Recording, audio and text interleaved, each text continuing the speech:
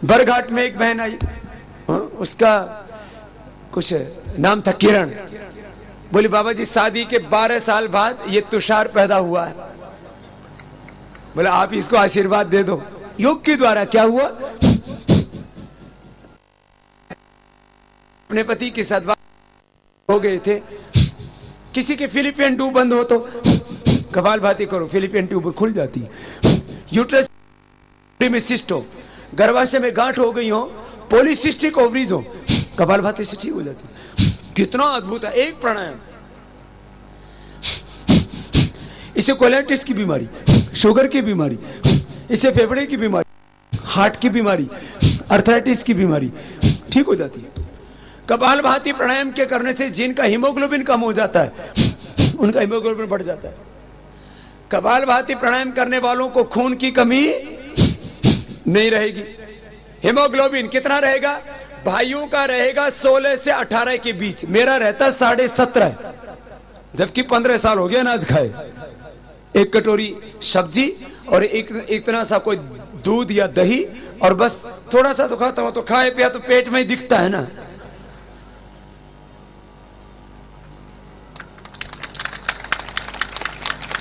इतना सा है,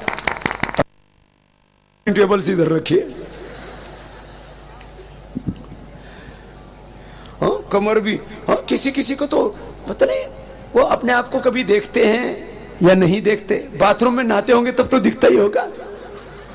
क्या शरीर का बुरा हाल कर रखा, इधर बैठा हुआ, इधर बैठा हुआ, इधर इधर, मेरा शरीर बेढंगा। कपालभाति करो, एकदम फर्स्ट क्लास तबीयत रहेगी। इनफर्टिलिटी की प्रॉब्लम ठीक हो जाती है, हेपेटाइटिस ठीक हो जाता है, कोलाइटिस ठीक हो जाता है, पेनक्रियाटाइटिस ठीक होता है, शुगर की बीमारी, फेफड़े की बीमारी, हार्ट की बीमारी, थायराइड की बीमारी, शरीर में कहीं पर भी गांठें हो, आधा आधा घंटा करो, सारी गांठें रिजोल्व हो जाती है। इतना अद्भुत। देखो यो तो इलाज की बहुत पद्धतियां हैं, होम्योपैथी भी है, एलोपैथी है, आयुर्वेद है, यूनानी है, सिद्ध है, एक्यूपेंचर है, एक्यूप्रेशर है, बहुत तरह की है। ये तो और कपालभाति से फायदे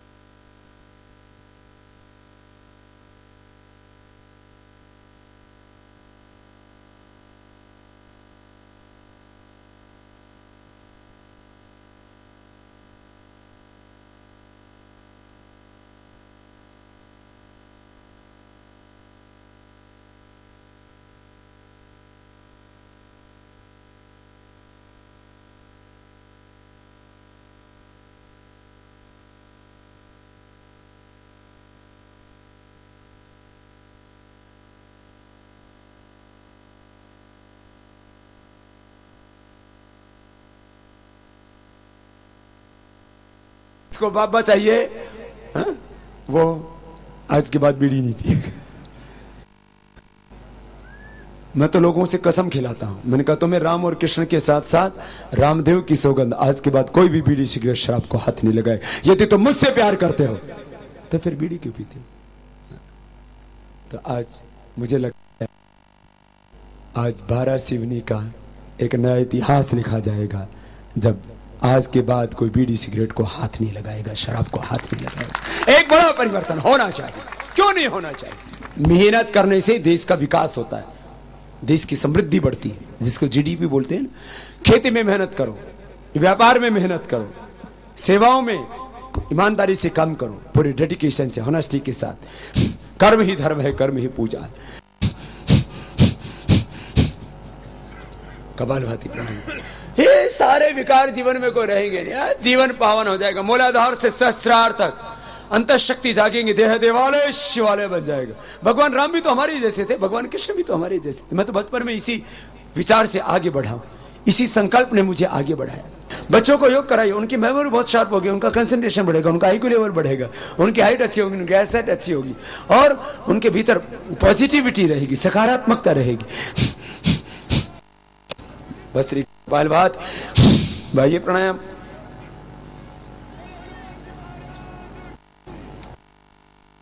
तीन से 5 बार रोक के रखना, फिर दाहिना को बंद करके बाएं से बाहर छोड़ना, फिर ये अनुलोम विलोम।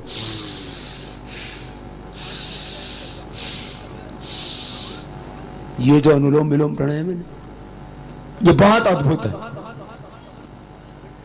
बाएं चंद्र स्वर है, दाहिने सूर्य स्वर है। ये चंद्र और सूर्य स्वर से जब प्राण का घर्षण मंथन होता है ना, सारी नसनाड़ी शुद्ध हो जाती है। और फिर इसके बाद ये 10-15 मिनट ये अनुलोम विलोम, फिर ब्राह्मणी उद्गीत। ये स्ट्रेस के लिए, तनाव के लिए, ध्यान के लिए बहुत जरूरी है।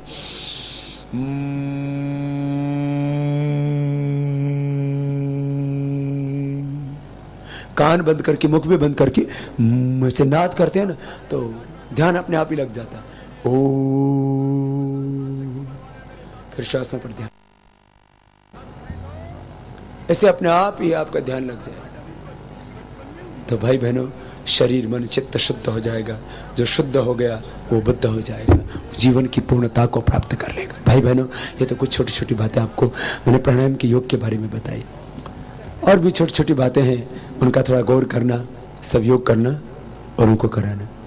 योग सेवा से मानव सेवा, राष्ट्र सेवा की इस अनुष्ठान में योग करना और सहयोग करना। योग सहयोग, योग सेवा से मानव सेवा और राष्ट्र सेवा। और एक एक गांव में जाकर के सबको योग सिखाना। पूरे हिंदुस्तान में सब लोग योग करना ही शुरू कर दें तो हर साल 20 लाख करोड़ रुपए की बचत हो सकती है। करीब 10 लाख करोड़ रुपए दवाओं में और 10 लाख करोड़ रुपए बीड़ी सिगरेट शराब में जो देश का बर्बाद हो रहा है वो बच जाएगा, इंसान बच जाएगा, हिंदुस्तान बच जाएगा। बस आज संकल्प लेकर के जाएंगे, जो योग सीखा है वो सबको सिखाएंगे। और योग करना शुरू कर दो, बस अपने आप ही सब कुछ रूपांतरित हो जाएगा भीतर तक। एक समय था जब शिष्य गुरुओं के पास जाते थे, हमने सोचा अब शिष्य बहुत बढ़ गए हैं, सब मेरे पास आएंगे तो रोकने के लिए भी मुझे जगह ना मिलेगी। अभी तक 10 करोड़ लोगों को कहां ठहरा था मैं, इसलिए मैंने सोचा मैं आपके द्वार तक आऊंगा। मैं आपके द्वार तक आया, आप भी उठ करके यहां तक आए। हम सबको मिलकर के अब इस योग को पूरी तरह से जीवन में आत्मसात करना है और सबको योगी बनाना है, निरोगी बनाना है, उपयोगी बनाना है। हजारों हजारों हमारे भाई बहन योग और आयुर्वेद के साथ स्वदेशी के व्रत से भी सब संकल्पित होकर के जाते हैं। तो आपको पतंजलि योगपीठ के सभी स्वदेशी उत्पाद, औषधियों के साथ साथ हर्बल फूड सप्लीमेंट्स और हर्बल कॉस्मेटिक, वो सारी की सारी चीजें जो आपके जीवन से जुड़ी हुई है, वो सारी आश्रम के सारे उत्पाद यहां बहुत जल्दी ही यहां 12 सिवनी के अंदर एक पतंजलि चिकित्सालय या आरोग्य केंद्र की स्थापना कर दी जाएगी, जहां से कि पतंजलि योगपीठ की आरोग्य सेवाएं, आयुर्वेद की सेवाएं भी आपको उपलब्ध होती रहेंगी। और ये पेट्रोल पंप के पास यहीं पर 12 सिवनी में ही आज से ही ये आयुर्वेद की सेवा वारासिवनी में शुरू की जा रही है, उसके लिए भी हमारे कार्यकर्ताओं का बहुत बहुत एक बार अभिनंदन। जो हजारों हजारों भाई बहनों की इच्छा थी उस संकल्प को पूर्ण किया। अभी मैंने कहा कि आगे भी मुझे प्रस्थान करना है। आप सबके दिल का जो संकल्प था, आप सबकी जो हृदय की आस्था थी, वह आपकी आस्था, आपका विश्वास आपको यहाँ तक खींच के लाया। मैं सभी के लिए एक बार भगवान शिव के चरणों में, भगवान प्रभु के चरणों में आपके लिए प्रार्थना करता हूँ कि भगवान आपको जिंदगी की सारी खुशियां दे, सबको भगवान आरोग्य दे। हम सत्य के पथ पर, धर्म के पथ पर, न्याय के पथ पर और धर्म के साथ साथ राष्ट्र धर्म के इस पथ पर पूरी निर्भयता से, पूरी पवित्रता से आगे बढ़ सके, ऐसा भगवान हम सबको शक्ति और भक्ति दे। आप सबको पुनः एक बार हृदय से बहुत बहुत प्रणाम। वारासिवनी वासियों को योग व भारत स्वाभिमान से जोड़ जननायक स्वामी रामदेव जी महाराज चल पड़े अपने अगले गंतव्य सिवनी जिले के बरघाट की ओर। लेकिन उससे पूर्व वीर शहीदों के प्रहरी राष्ट्रभक्त स्वामी रामदेव जी महाराज ने सिवनी के ही सुभाष चंद्र बोस शासकीय कन्या महाविद्यालय में स्थापित वीर शहीदों की प्रतिमाओं पर माल्यार्पण किया तथा वहीं समीप में सिवनी के स्वतंत्रता सेनानियों और शहीदों की स्मृति में बने स्मारक पर अपने श्रद्धा सुमन अर्पित किए तथा परमवीर सुभाष चंद्र बोस की प्रतिमा पर माल्यार्पण किया। तत्पश्चात प्रकृति प्रेम का संदेश देने हेतु स्वामी रामदेव जी महाराज वृक्षारोपण के उपरांत पहुंचे सिवनी जिले के बरघाट। मंच पर गणमान्य लोगों ने दीप प्रज्वलन किया तथा स्वामी जी महाराज का माल्यार्पण कर आशीर्वाद प्राप्त किया। ग्रामवासियों ने स्वामी रामदेव जी महाराज को महाजनी टोपी और स्मृति चिन्ह के रूप में किसानों का प्रतीक गमछा भेंट किया। इसके पश्चात कार्यकर्ताओं ने क्रमबद्ध होकर स्वामी जी महाराज का आशीर्वाद प्राप्त किया। स्वामी जी के आशीर्वचन से पूर्व हुई आकस्मिक वर्षा के दौरान भी वहां उपस्थित लोगों ने स्वामी जी का साथ नहीं छोड़ा, अपितु उन्होंने इस प्रतिकूल मौसम में भी वे स्वामी जी के प्रति अपनी अगाध श्रद्धा, प्रेम और विश्वास को प्रदर्शित करते हुए पूज्य स्वामी जी महाराज के सानिध्य में भजन किया और उनका आशीर्वाद प्राप्त किया।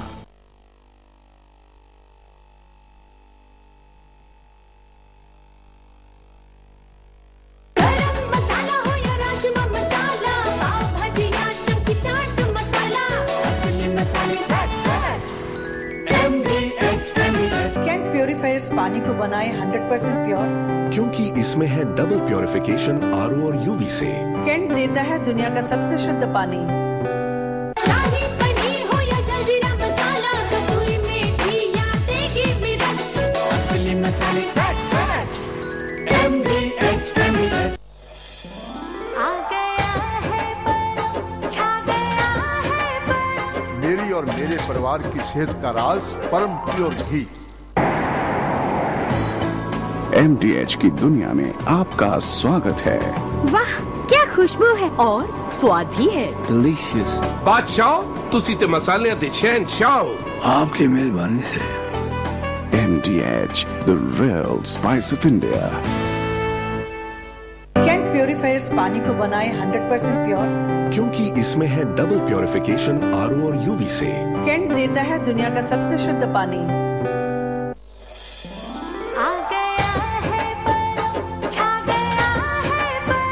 मेरी और मेरे परिवार की सेहत का राज परम प्योर घी।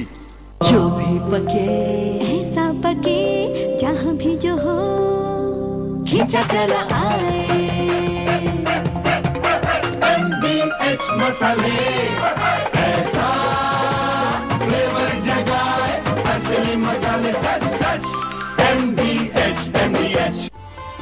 भारत स्वाभिमान यात्रा के अंतर्गत आगामी योग शिविर एवं ग्रामीण जनसभाओं के कार्यक्रम 20 मई मंडला मध्य प्रदेश प्रातः 5 से 7:30 बजे योग शिविर महात्मा गांधी स्टेडियम मंडला। सायं 5 से 6:30 बजे शासकीय उत्कृष्ट उच्चतर माध्यमिक विद्यालय परिसर डिंडोरी। 27 मई शहडोल मध्य प्रदेश प्रातः 5 से 7:30 बजे योग शिविर पॉलिटेक्निक ग्राउंड पांडव नगर शहडोल। सायं 4:30 से 6 बजे कुशाभाऊ ठाकरे मैदान बुडार। 28 मई कटनी मध्य प्रदेश प्रातः 5 से 7:30 बजे योग शिविर फॉरेस्ट प्लेग्राउंड कचहरी प्रांगण के पास कटनी। 29 मई दमोह मध्य प्रदेश प्रातः 5 बजे योग शिविर स्टेडियम ग्राउंड दमोह। सायं 4:30 से 6 बजे शासकीय उत्कृष्ट उच्चतर माध्यमिक विद्यालय परिसर पथरिया। 30 मई सागर मध्य प्रदेश प्रातः 5 से 7:30 बजे योग शिविर खेल परिसर कचहरी रोड सागर। सायं 4:30 से 6 बजे थाना ग्राउंड बरेली रायसन। 31 मई सीहोर मध्य प्रदेश प्रातः 5 से 7:30 बजे योग शिविर आवासीय विद्यालय परिसर भोपाल नाका सीहोर। सायं 4:30 से 6:30 बजे मुखर्जी मैदान कन्नौद रोड आष्टा। 1 जून उज्जैन मध्य प्रदेश प्रातः 5 से 7:30 बजे योग शिविर दशहरा मैदान उज्जैन। तुम करो प्रभु से प्यार अमृत बरसेगा, तुम करो प्रभु से प्यार बरसेगा नित बरसेगा, हो बरसेगा नित बरसेगा, तुम करो प्रभु से प्यार। सत्य ज्ञान का पहला गहना, सत्य ज्ञान का कड़वा बोल कभी ना कहना, हो कड़वा बोल कभी ना कहना, तुम करो आत्म उद्धार अमृत बरसेगा, तुम करो आत्म उद्धार अमृत नित बरसेगा, हो बरसेगा नित बरसेगा, तुम करो प्रभु से प्यार अमृत बरसेगा, तुम करो प्रभु से अमृत बरसे। बोलिए सच्चिदानंद भगवान की जय, भारत माता की। तो ये तो मुझ पर भी बरसा है ना। तो आज वैसे तो याद रहता या ना रहता बरघाट में मेरा आना, आज वाला जरूर याद रहेगा। आज की बरसात ये तो अपने लिए खुशियों की सौगात लेके आई है, भगवान का सीधा आशीर्वाद ऊपर से मिल रहा है। यादगार बन गया आज का यह समागम, आज की सभा यादगार हो गई है। अब देखो कुछ छोटी छोटी बातें यहां आने से पहले मैं सोच रहा था, आपसे कहना चाहूंगा। शुरुआत योग से कर रहे थे। एक है ज्ञान योग, इसको ठीक से समझो। ज्ञान मैं कौन हूं, जगत क्या है, जगत को बनाने वाला जगदीश्वर कौन है। हमें हर चीज का ज्ञान होना चाहिए। कैसे बैठना चाहिए, कैसे उठना चाहिए, कैसे सोना चाहिए, कैसे बोलना चाहिए, कैसे व्यवहार करना चाहिए, संसार में जीना चाहिए। हाँ? जिस ज्ञान नहीं होता उसका जीवन पशु समान हो, जिसको ज्ञान नहीं होता उसका जीवन। हमारे जीवन में 25 वर्ष खाली सीखने के लिए होते हैं। पहले स्कूल में भेजते हैं, फिर कॉलेज में भेजते हैं, फिर हमारे माँ बाप हमको यूनिवर्सिटी में भेजते हैं। जीवन के 25 वर्ष लगभग पढ़ाई करने के लिए, ज्ञान के लिए, फिर 25 वर्ष कर्म करने के लिए। पहले 25 वर्ष पढ़ाई के लिए, बाकी अगले 25 वर्ष कमाई करने के लिए। किसके लिए? कमाई करने के लिए, कर्म के लिए। ज्ञान, कर्म और फिर 25 वर्ष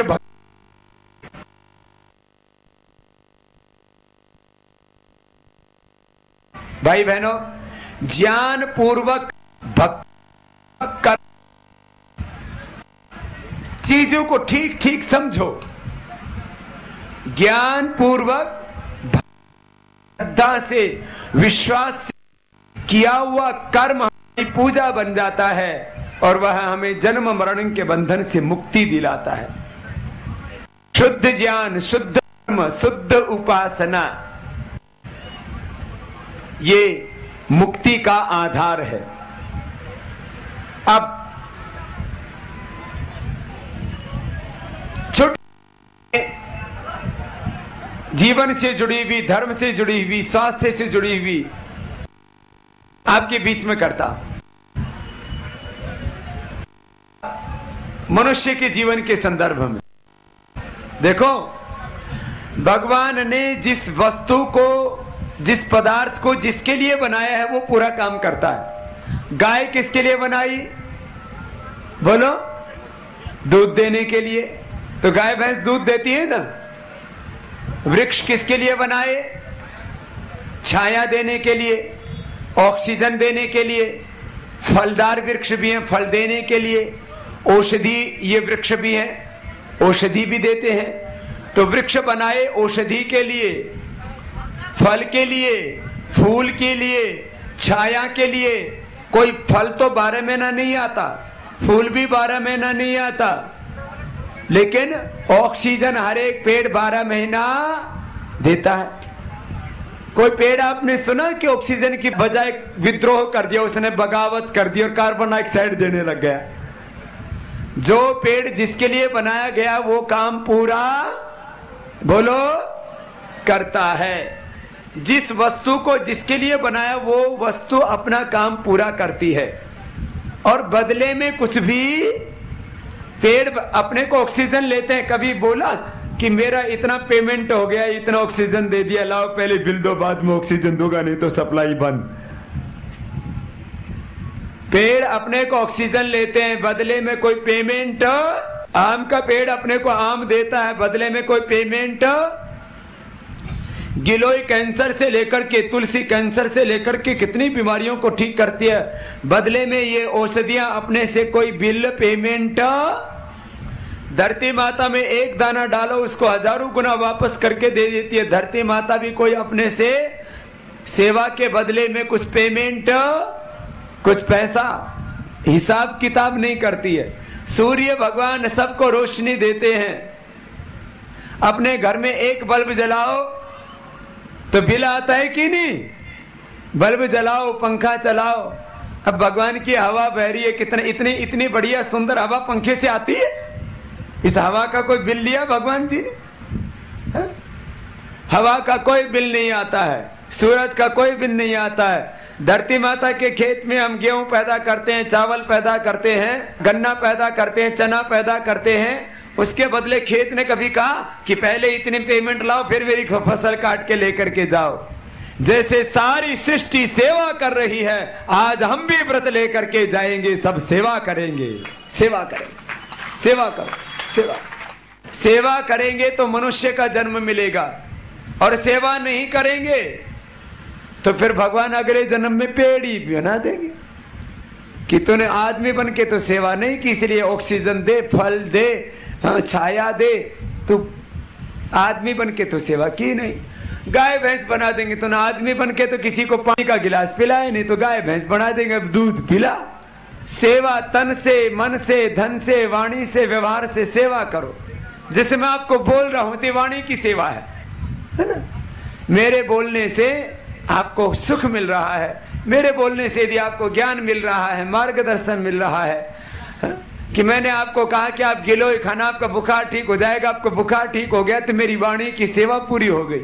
मैंने आपसे कहा कि आप कपालभाति करना, इससे वजन कम हो जाएगा, आपका वजन कम हो गया, तो मेरी सेवा हो गई। मैंने आपसे कहा कि आप प्यार मोहब्बत से रहना, और आपके घर में लड़ाई बंद हो गई, तो मेरा यहां बार घाट में आना सार्थक हो गया। मैंने आपसे कहा कि गुस्सा मत करना, है ना? वाणी की सेवा कर रहा हूं ना। एक तो योग की सेवा है मेरी, और दूसरी वाणी की और भी तो सेवा है। मैं आपसे बोला कि गुस्सा मत करना। गुस्सा करने से अपने शरीर में जहर घुल जाता है। जब खुश होते हैं ना तो अपने शरीर में अमृत टपकता है, पिट्यूटरी पिनियल ग्लैंड से, पीयूष ग्रंथि से अमृत बरसता है। जब हम गुस्सा होते हैं तब क्या होता है? अपने दांत खिल उठते हैं, दांत अलग अलग हो जाते हैं। हंस के दिखाओ तो सबके दांत अलग अलग हो जाते हैं। और जब गुस्सा करते हैं तब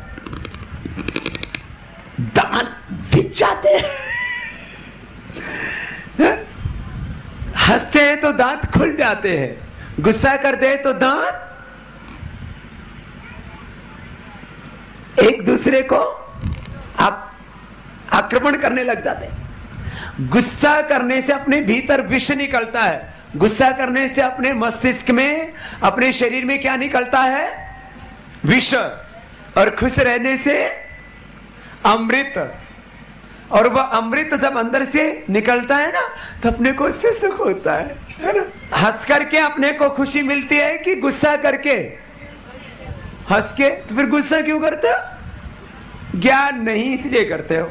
इसलिए ज्ञान देने आया हूं। गुरु क्या देते हैं हमको? ज्ञान। इसलिए गुरु का बहुत बड़ा स्थान है। गुस्सा करते रहते हैं, अपना खून जलाते रहते हैं और दूसरों का भी खून फूकते रहते हैं। तो आज सब संकल्प लेकर के जाएंगे, कोई गुस्सा करने से दूसरों को तो दुख देते हैं, वो गुस्सा करने वाले को थोड़े दिनों में ब्लड प्रेशर हो जाएगा। याद रख लो। आप तो नहीं करती ना? बोले बाबा जी करती तो है। तो जो गुस्सा करेंगे उनको क्या हो जाएगा? ये छोटी सी बात है, ब्लड प्रेशर। क्या होगा? मुझे ब्लड प्रेशर क्यों नहीं होता? मैं हमेशा खुश रहता हूं, गुस्सा नहीं करता। जो गुस्सा नहीं करेंगे उनको ब्लड प्रेशर, जो गुस्सा करेंगे उनको हार्ट की बीमारी हो जाएगी, थोड़े दिनों में पटाखा फूटेगा। राम नाम सत है, मुर्दा बड़ा मस्त है। जिनको हार्ट अटैक करना हो गुस्सा करना, जिनको ब्लड प्रेशर की बीमारी करनी हो गुस्सा करना। जब गुस्सा करते हैं ना, तो अपने दिमाग से, पिट्यूटरी पिनियल ग्लैंड से, पूरे सिंपैथेटिक पैरासिम्पैथेटिक सिस्टम से, हाइपोथैलेमस सिस्टम से ऐसा विष निकलता अंदर से। और क्या हो जाता है? अपनी भूख कम हो जाती है। गुस्सा करने से भूख मर जाती है। गुस्सा करने से भूख खत्म होती है कि नहीं? बोलो। और खुश होने से भूख लगती है। गुस्सा करने से शुगर बढ़ जाती है, बीपी तो बढ़ता ही है। और थोड़े दिनों में गुस्सा बार बार करते हैं ना, तो अंदर से विष निकल के पेनक्रियाज को खराब कर देता है, शुगर की बीमारी हो जाती है। तो बोलो, शुगर की बीमारी करनी है तो गुस्सा मत करना। जो गुस्सा करेंगे तो क्या हो जाएगी? शुगर की बीमारी। गुस्सा करने से, नाराज होने से शुगर की बीमारी होती है, बीपी की बीमारी होती है, हार्ट की बीमारी होती है। गुस्सा करने से फेफड़े सिकुड़ जाते हैं, दमा की बीमारी होती है। गुस्सा करने से हड्डियां कमजोर हो जाती हैं, अर्थराइटिस। गुस्सा करना, नाराज होना, चिंता करना, ये छोटी छोटी बातें हैं, लेकिन ये बहुत डेंजरस हैं। गुस्सा करोगे, नाराज होगे, चिंता करोगे तो क्या होगा? बीपी, शुगर, हार्ट की बीमारी और कैंसर। अरे कितना खतरनाक है गुस्सा करना। तो आज सब बरघाट वाले संकल्प लेकर के जाएंगे, कोई गुस्सा, बस इतना मेरी बात सुन ली ना, तो जैसे आज बरसात में ठंडक हुई ना, ऐसे आपके घरों में सदा खुशियों की बरसात होगी। आपका दिल ठंडा रहेगा, आपका दिमाग।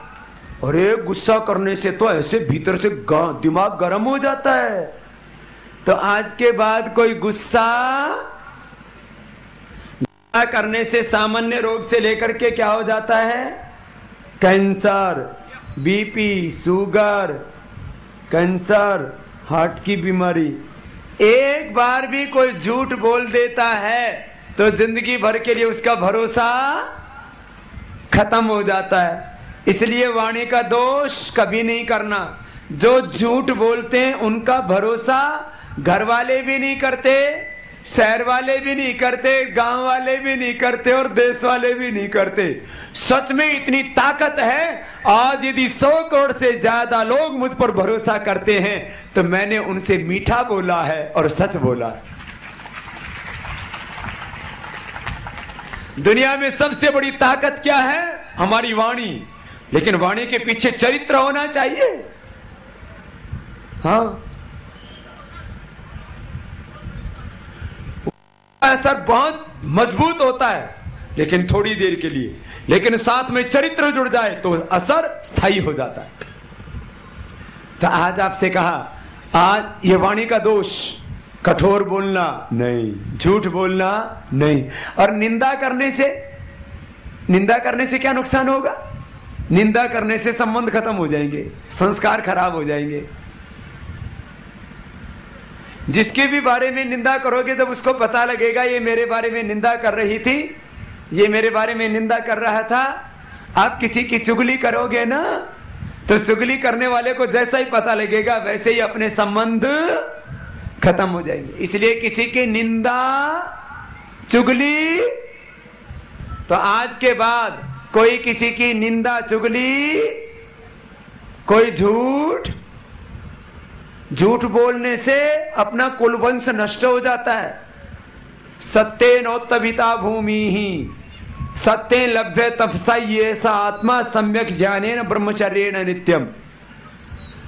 उपनिषदों आया है समूलो व ऐसा परिशुष्यति यो अनृतम अभिवदति, उसका कुल वंश खानदान नष्ट हो जाता है जो झूठ बोलता है। ये जो झूठ बोलने वाले सोचते हैं ना हम बड़े फल फूल रहे हैं, थोड़े दिनों के बाद में तुम्हारा कुल खानदान नष्ट होने वाला है। झूठ बोलने वाले सुधर जाओ, मैंने बता दिया। और तुम्हें अपना कुल खानदान नष्ट हो करना हो तो बोलो झूठ, कुछ तो बिना मतलब के बिना बात के झूठ बोलते रहते हैं। सुनो, एक बहुत गहरा दर्शन दे रहा हूं। ये सृष्टि हमारे लिए भोग की वस्तु नहीं। क्या बोला मैंने? सृष्टि हमारे लिए भोग की वस्तु, सृष्टि क्या है हमारे लिए? भगवान का स्वरूप है। सृष्टि हमारे लिए क्या है? भगवान का रूप है। और सब वस्तुओं में जो सुख है ना वो भगवान का सुख है। सब में जो सुख है वो किसका बोलो? खाने और शक्ति भी, खाने की चीजों में सुख है ना, शक्ति भी है ना। सुख का स्रोत कौन? ब्रह्म। शक्ति का भी स्रोत भगवान, सुख का स्रोत भगवान, शक्ति का स्रोत भगवान, ज्ञान का स्रोत भगवान। सबके मस्तिष्क में ज्ञान वही देता है। भाई बहनों, ये तो कुछ बातें बताई आपको जीवन से जुड़ी हुई छोटी छोटी बातें। दो चार बातें और बता देता हूं। कुछ ना हम चीजों को करते रहते, हमको लगता है इससे क्या होगा। चीजों के कुछ चीजों का तुरंत असर होता है, एक लंबे काल तक असर होता है। जैसे बीड़ी पियो, सिगरेट पियो, शराब पियो, तुरंत असर होगा, नशा होगा, और देर से असर होगा, कैंसर होगा। तो किसी भी चीज का तुरंत असर मत देखा करो। तुरंत का असर तो देखो, उसका देर का भी असर देखो। तुरंत का असर और देर का असर देखते हैं वो सब ज्ञानी हैं, और जो तुरंत का और देर का असर नहीं देखते वो अज्ञानी है। हर चीज का तुरंत का असर देखो। अब जैसे आप गुरु का संग करते हैं, तुरंत का असर तो यह है कि अपना घर परिवार का काम छोड़ के आना पड़ता है, गुरु के पास आओगे। तुरंत का असर तो यह है कि आज कपड़े भीग गए, लेकिन आज देर का असर यह है कि दिल भक्ति और प्रेम ज्ञान के रंग में सदा के लिए रंग गया। यह देर का असर है। आज जो सुनोगे बातें उनका असर जीवन भर रहेगा। एक बात स्वदेशी के बारे में कहना चाहूंगा। हम विदेशी वस्तुओं का प्रयोग करते हैं तो देश का पैसा कहां चला जाता है? विदेश में। विदेशी कंपनी यहां से विदेश में लेके चली जाती है। देश का पैसा देश में रहना चाहिए कि विदेश में? देश में रहना चाहिए। देश का पैसा दो तरह से बाहर जाता है। एक तो भ्रष्टाचार करके बाहर जमा करा देते, काला धन, उसको तो लाना ही है। और दूसरा, विदेशी कंपनियां व्यापार करके लेके जाती है। भारत का पैसा दो जगह जा रहा है सबसे ज्यादा, एक अमेरिका में और दूसरा चीन में। और चीन हमसे पैसा लेता, उससे हथियार बनाता, अपनी सैन्य शक्ति मजबूत बनाता और अपने ऊपर आक्रमण की तैयारी कर रहा है। जो भी देशभक्त भारतीय आज संकल्प लेकर के जाएंगे चीन की कोई वस्तु प्रयोग नहीं करेंगे, नहीं तो कल अपने ही मारे जाएंगे। भाई बहनों, आज से सब संकल्प लेंगे कोई भी विदेशी वस्तु का प्रयोग, और इसमें भी चीन की वस्तु का तो प्रयोग बिल्कुल। अमेरिका भी हथियार बना के अपने को डराता है। सब स्वदेशी का व्रत लेंगे। ये बात तो बताई मैंने आपको स्वदेशी के बारे में। स्वदेशी जूता, चप्पल, साबुन, शैम्पू, टूथपेस्ट, क्रीम, पाउडर, जो भी प्रयोग करते हैं, कॉस्मेटिक, दवा, सब स्वदेशी प्रयोग करो। अब एक अंतिम बात कह करके अपनी बात को पूरी कर रहा हूं। किसानों के साथ जो भूमि अधिग्रहण के नाम पर अत्याचार होता है, और सारी हमारी कृषि नीतियां ऐसी बन गई हैं, हमारे खेत के ऊपर, हमारे बीज के ऊपर, हमारी फसलों के ऊपर विदेशी कंपनियों का ही कब्जा हो गया है। खर्चा ज्यादा आमदनी कम, ऐसे कृषि की व्यवस्था को बना दिया। और इसमें भी बीटी ब्रिंजल, जीएम फूड, तमाम तरह की इन चीजों को, किसानों के ऊपर तो कितना लाखों एकड़ जमीन कहीं सड़क के नाम पर, कहीं जो है आवासीय नगर आदि के नाम पर, और कहीं जो है उद्योगों के नाम पर हड़प ली जाती है और उनको कोड़ी भर ऐसे पैसे दे करके और उनको ऐसे ही मरने के लिए छोड़ दिया जाता है। विकास के नाम पर किसानों के साथ में विनाशकारी षड्यंत्र ना हो और बहुत तकलीफ। ये तीसरा काम, सिस्टम में सुधार होना चाहिए, भूमि अधिग्रहण कानून खत्म हो और किसानों के हित में नीतियां बने।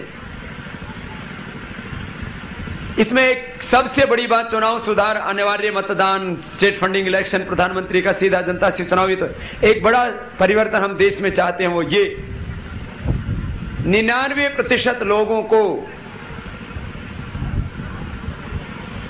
एक भाषा के कारण से न्याय नहीं मिल पाता है। यदि मेडिकल का एजुकेशन, यदि इंजीनियरिंग का, अभियांत्रिकी का एजुकेशन, मेडिकल इंजीनियरिंग और कृषि विश्वविद्यालयों में, एग्रीकल्चर यूनिवर्सिटीज के अंदर कम से कम 3 जगह तो लागू कर दें। खेती करने वाला किसान हिंदी जानता है, भारतीय भाषा जानता है, राष्ट्रभाषा भारतीय भाषा जानता है, मरीज भी हिंदी और भारतीय भाषा राष्ट्रभाषा जानता है, सारे लोग हमारे भारतीय भाषा जानते हैं, फिर भी ये क्या है? तो हमने एक पक्ष रखा है सरकार के सामने कि अंग्रेजी के साथ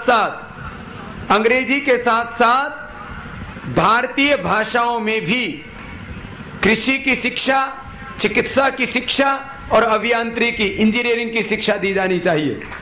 इसके एंट्रेंस एग्जाम, प्रवेश परीक्षा और पाठ्यक्रम पूरा हिंदी में होगा तो गरीब मजदूर, किसान का, रेडी वाले का, ठेले वाले का बेटा भी डॉक्टर, इंजीनियर, वैज्ञानिक बनने का सपना पूरा कर पाएगा। बोले होना चाहिए कि नहीं?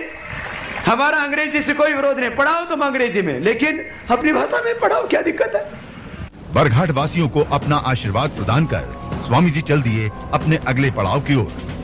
मध्य प्रदेश के दूर दराज के क्षेत्रों में भी स्वामी जी महाराज रात की परवाह किए बगैर भ्रष्टाचार एवं काला धन लाने की मुहिम के अंतर्गत जन जागृति फैला रहे हैं। और इसी क्रम में स्वामी जी महाराज रात के अंधेरे में ही पहुंचे बालाघाट जिले के लाल बर्रा ग्राम, जहां लाल बर्रा के आसपास के कई गांवों से हजारों लोग रात के अंधेरे में स्वामी जी महाराज का आशीर्वाद प्राप्त करने आए थे।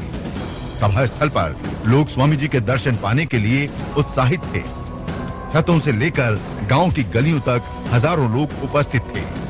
यहां आए ग्रामवासियों को अपने आशीर्वचन और उद्बोधन से कृतार्थ करते हुए स्वामी रामदेव जी महाराज ने कहा, आप सब भाई बहन इतनी बड़ी संख्या में, इतनी श्रद्धा के साथ आए हैं, शायद, और ये तो कोई प्रायोजित सभा भी नहीं थी, तुमको पता कैसे? तो मैंने तो यहाँ विधिवत सभा के लिए भी जो है दी थी, लेकिन इस माया ने नई माया रच दी है। तो चलो अब मैं आपसे एक बात कहता हूँ, ये हिंदुस्तान वो मुल्क है जिसने पूरी दुनिया को रोशनी दी है, सारी दुनिया का मार्गदर्शन किया है। ये भारत वो देश है जिसने पूरी दुनिया को सबसे पहली संस्कृत और सभ्यता दी है। 2000 साल पहले यूरोप का नामो निशान नहीं था दुनिया में कहां पर बसता है। 500 साल पहले अमेरिका कहां बसता है किसी को पता न था। 1500 साल पहले मिडिल ईस्ट का भी पता न था। लेकिन भारत 1 अरब 96 करोड़ 8 लाख 1 अरब 96 करोड़ 8 लाख 53,112 वर्ष पुरानी कोई संस्कृति और सभ्यता है तो भारतीय संस्कृति सभ्यता है। संस्कृति विश्व, हमें गर्व है कि हम उस भारत में पैदा हुए हैं जहाँ पर भगवान राम और कृष्ण ने जन्म लिया, जहाँ पर भगवान हनुमान जी ने जन्म लिया, जहाँ पर जन्म लिया भगवान महावीर ने, जहाँ पर जन्म लिया गौतम बुद्ध, महर्षि पाणिनि ने, पतंजलि ने, जहाँ पर जन्म लिया स्वामी विवेकानंद, महर्षि दयानंद ने। ऐसे महापुरुषों के, ऋषियों की और शूरवीरों की धरती पर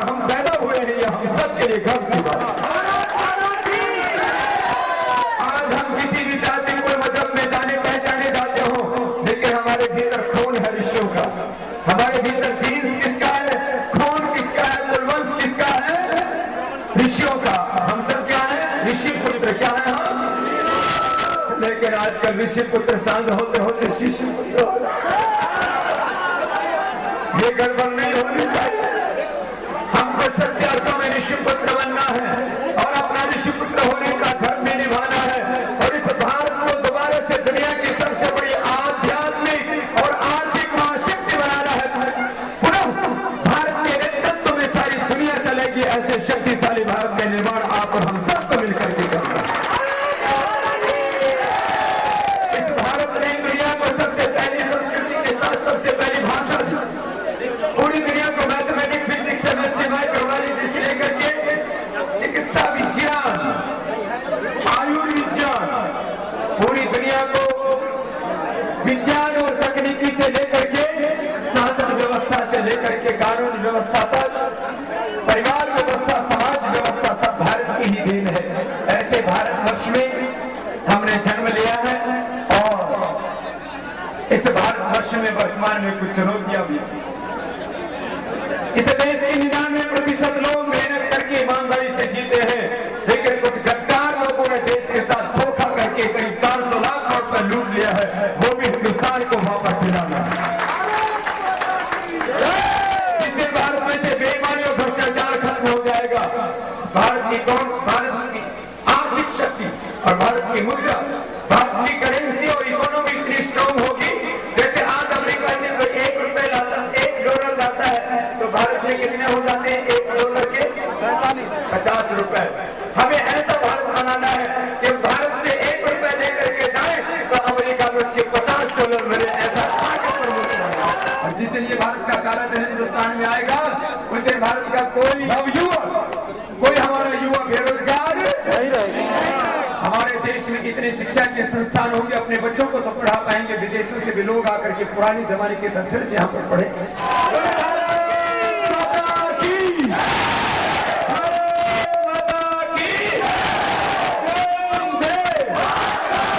बात ऊर्जा, बात स्वाभिमान है, बात शौर्य और पराक्रम है। हमारे सभी कार्यकर्ताओं को भाई तरामन भीमराव माया और हमारे भाई दुलेंद्र कैलाश और आप सबको जो बहुत श्रद्धा निष्ठा भक्ति से आए, बस मैं एक ही बात कहूंगा, कल सुबह से क्या करना है सबको? जो करेगा योग उसको नहीं होगा कोई, जो योग करेगा उसको रोग नहीं होगा, वो नशा नहीं करेगा उसके जीवन में बुरी आदत नहीं रहेगी, उसके जीवन में अज्ञान नहीं रहेगा। रोग से अज्ञान से बुरी आदतों से मुक्त होकर उच्च चेतना से युक्त होकर के जीना, सब स्वदेशी का पालन करना, विदेशी वस्तुओं का बहिष्कार करना। और भाई बहनों, जो दिल्ली आ सके मेरे साथ दिल्ली में आना, और जो दिल्ली ना आ सके वो जिला मुख्यालयों के सामने इस भ्रष्टाचार मिटाने वाले अभियान का समर्थन करना। सब देशवासी एक साथ खड़े होंगे तो लोकतंत्र की सच्ची शक्ति होगी। जो जनता चाहेगी वही देश में होगा। ऐसा भारत हमें शक्तिशाली बनाना है जिसमें सबको न्याय मिले, सब सम्मान और स्वाभिमान के साथ जी पाए। उसके लिए हमारे लाल बहादुर के भाई बहन भी अपना दायित्व भाई भी, आप सबको जो लाल बहादुर इसके आसपास के ग्रामीण क्षेत्र से भाई बहन आए हुए हैं, ये सबको मेरा हृदय से बहुत बहुत धन्यवाद। 400 लाख करोड़ रुपए का काला धन देश को वापस दिलाने के लिए तथा काले धन के स्रोत भ्रष्टाचार को मिटाने के लिए एवं भ्रष्ट शासन व्यवस्था के स्थान पर श्रेष्ठ व आदर्श शासन व्यवस्था स्थापित करने के लिए 4 जून से भ्रष्टाचार के खिलाफ राष्ट्रव्यापी भ्रष्टाचार मिटाओ सत्याग्रह में हम सभी देशभक्त नागरिकों से आह्वान करते हैं कि जो भाई बहन दिल्ली आ सकते हैं वे दिल्ली के कार्यक्रमों में सम्मिलित हो, और जो किसी कारण दिल्ली नहीं आ सकते वे 4 जून से अपने अपने जिले के जिला अधिकारी व डीसी कार्यालय के सम्मुख इस सत्याग्रह को समर्थन देने के लिए प्रत्येक ग्राम एवं तहसील से पहुंचे और अपना राष्ट्र धर्म निभाएं। जब एक योगी, एक सन्यासी, एक फकीर जिसको कुछ भी नहीं चाहिए वो देश के लिए अनशन, उपवास या सत्याग्रह करेगा तो हमारा भी ये धर्म और कर्तव्य बनता है कि हम ऐसे योगी का जो राष्ट्र निर्माण में लगे हैं उन्हें सहयोग दें, क्योंकि काला धन वापस आने से व भ्रष्टाचार मिटने से हम ही नहीं अपितु हमारी आने वाली पीढ़ियां भी सुखी हो जाएंगी।